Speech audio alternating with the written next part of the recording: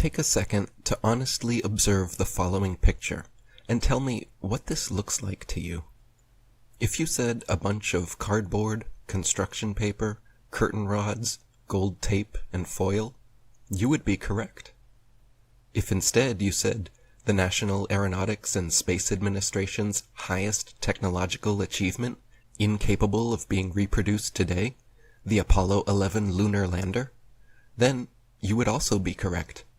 Most unbiased viewers would assume your average high school art class could construct this contraption without much struggle.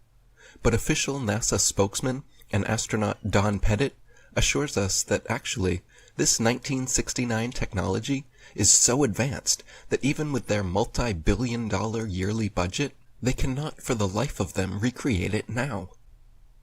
"I go back to the moon in a nanosecond," Don informs us. "But NASA destroyed that technology, and it's a painful process to build it back again." Firstly, why on earth would NASA destroy the original Apollo lunar landers?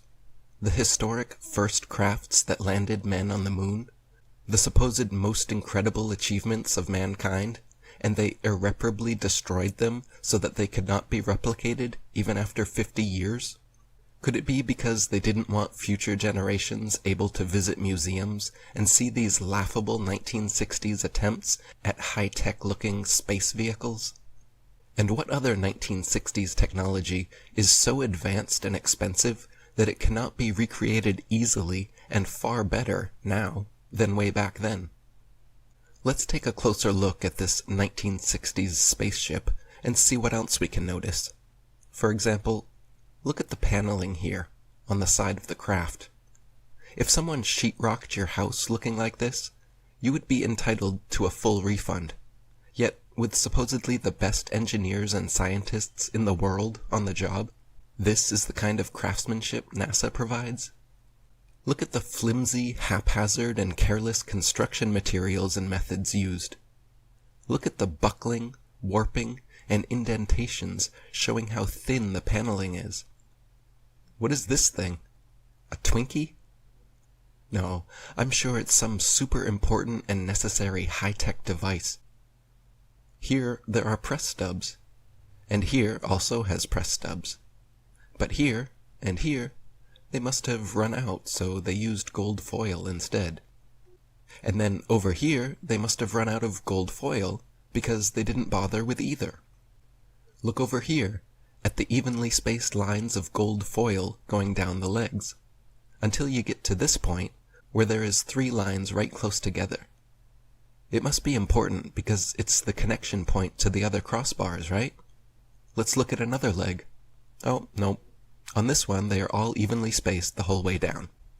No 3 lines near the crossbar. Apollo 11 mission controller Harold Loden was quoted saying, "The skin on the crew cabin was very thin, and that was all done because of weight saving. If you really took your finger and poked hard at it, you could poke right through the outer skin of the spacecraft. It was about the thickness of 2 layers of aluminum foil."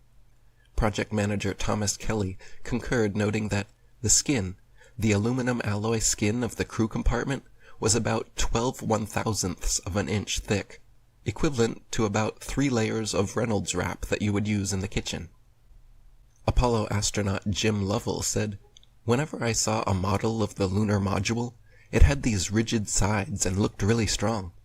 Turns out that external portions of the lunar module are actually made up of mylar and cellophane, and it's put together with Scotch tape and staples. We had to have pads on the floor, because if you dropped a screwdriver, it would go through the floor." Apollo astronaut Gus Grissom even famously hung a lemon on the lunar lander just weeks before the mission started. The dictionary describes lemon being a word used to describe things, especially automobiles, regarded as unsatisfactory, disappointing, or feeble. The lunar lander was never even once tested on Earth, landing here from any altitude before supposedly going and successfully landing on the moon. There, this pathetic cardboard and tinfoil construction allegedly fell from lunar orbit at 4,000 miles per hour, then used retrothrusters to slow it down and safely landed without a hitch on the lunar surface. When the astronauts did practice in other training vehicles, 3 out of 5 of them crashed, and you can see here how difficult they were to control, even in broad daylight, on Earth, in optimal conditions. The idea that the actual lunar lander was never once tested on Earth, but then made a perfect landing on the moon, is one small step for lying Freemasons, and one giant leap for brainwashed mankind. This is a 7,500-pound thruster. Look how powerful this is, how big, how much dust it kicks up, and the light it creates. The lunar lander's thruster was even bigger, at 10,000 pounds, and somehow didn't kick up any dust, left no blast crater under the craft, and not a grain of sand on the landing pads, as if it was gently placed down by a crane in a studio. Here we see the lunar lander redocking with the command module. This is clearly fake and made with props, models, and footage similar to the Hollywood creations of the day, such as Stanley Kubrick's 2001 Space Odyssey, created in 1968, the year before the first supposed moon landing. Look at the jerky, unrealistic motions and lack of thrusters being used. The craft is just being turned like a Rubik's Cube somehow, all of this supposedly happening as they both orbit the moon at 4,000 miles per hour. Since many people can't believe this is genuine footage, let me assure you, this is actual, official NASA footage of the Apollo 11 redocking.